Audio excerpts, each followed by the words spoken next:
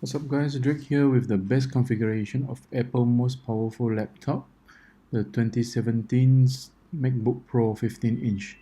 So the big news for this year is the new Kaby Lake CPUs along with new graphics in addition to faster SSD. Otherwise, the design and overall configuration is carried over for the previous generation. So the base configuration starts off at 3488. This get you a Core i7 clock at 2.8 GHz, 16 GB of RAMs, a 256 GB SSD along with the Radeon Pro 555 GPU with a 2 GB of memories. While in my case, I get the CPU to 2.9 GHz, and that's get me a Radeon Pro 560 GPU with a 4 GB of memories and a 512 GB of SSD. Now you can mix out the SSD to 2 TB, but I really don't want to spend 1680 for that. So once again, the 15-inch MacBook Pro is the only MacBook that offer quad-core CPUs and discrete graphics. Everything else only offer integrated graphics and dual-core CPUs. Unfortunately, for many, these still have 16 GB of RAM standard, and it's still DDR3 instead of DDR4. Inside the box, we get a 2-meter USB-C charging cables.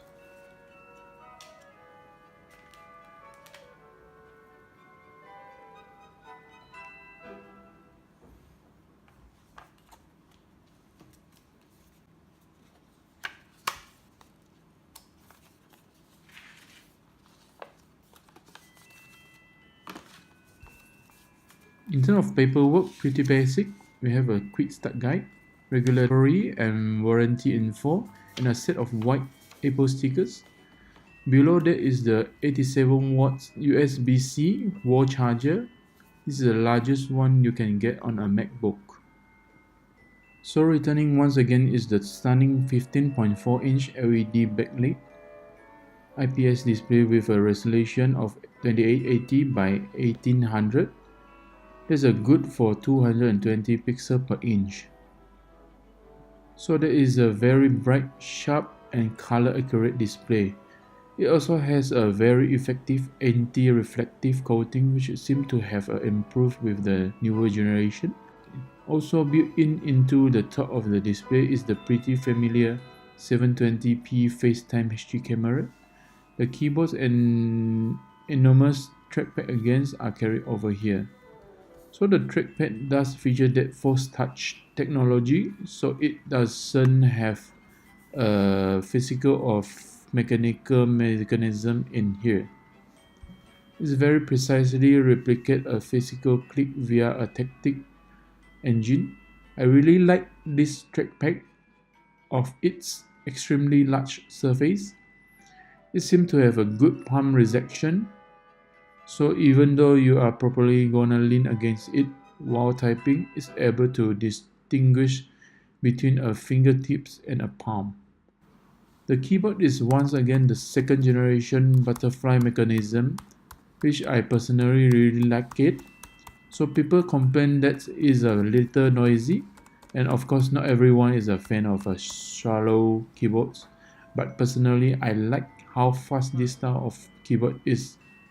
And with the second generation butterfly mechanism, it's much more precise and tactile. Each key is also individually backlit with a LED light, and there is a slight tweak here to the icon on the control and option keys. Also is a touch bar. So again, this is a features that is somewhat controversial, but otherwise is really neat OLED display covered in a glass that provides contextually aware control for whatever is on your screen. And I think they've done a good job making sense of the touch bar, but again this is something that I don't really need or look at. But of course, you can't go wrong with the Touch ID sensor built into the power button for unlocking the computer or just making payment or logging into your passwords. On either side of the keyboards are these very prominent speaker grill, so we have excellent front facing stereo speakers. So let's go and take a listen to them.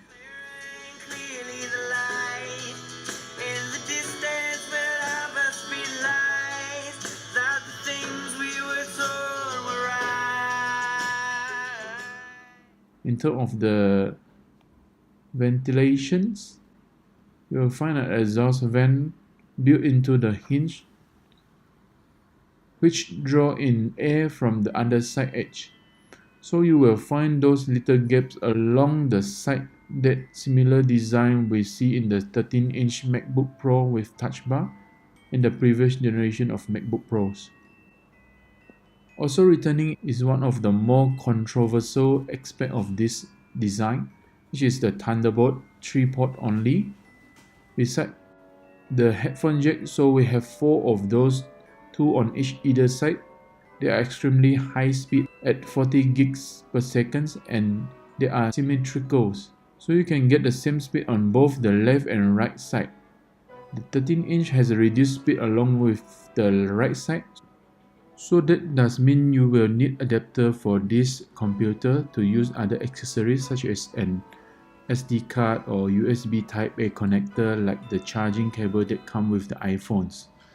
But you do get some pretty incredible flexibility and performance with these ports. You can drive up to 2 5K display at the same time, in addition to the onboard display, or 4 4K display. Battery life is estimated at around 10 hours of general usage, and that's with a fairly large 76 watt-hours lithium per milliamp batteries. The only thing to be aware of with a computer this powerful is that you can really quickly zap through the battery life in just a couple of hours. Depending on the application you are using, and the computer does like to spin up the fans to keep processor cool so it doesn't lose any performance. So like the previous generation, we do have an integrated graphics in addition to discrete graphics. So the integrated graphics is the Intel HD Graphics 630. That's the same on all 15-inch MacBook Pros, but in the case of the upgraded models, I have the Radeon Pro 560 GPU with 4 GB of GDDR5 memory, which is actually the same setup in the 21.5-inch 4K iMac. When it comes to Nova Bench, in addition to Kaby Lake, CPU's 2.9 GHz, and we are seeing pretty significant single core gains in addition to much more significant multi-core gains. So this is much more powerful computer than it was before. SSD are also much faster, but write speed are around 1800 to 2000.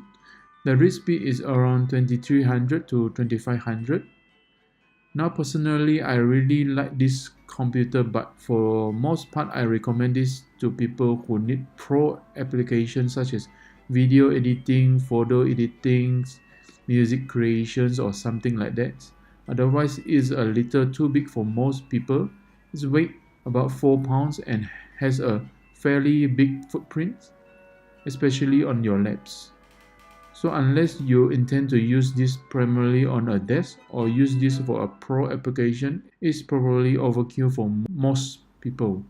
So as far as a spec bumps up, this is a fairly significant one, but there is no reason to trade your late 2016 models for this version. But I think like many of you were just holding off for a Kaby Lake update, I think now is a good time to pick one of these. Alright guys, I hope you enjoyed this look, the most powerful MacBook available. If you guys enjoyed this video, please give it a thumbs up and subscribe my video, and I will see you again in my next video.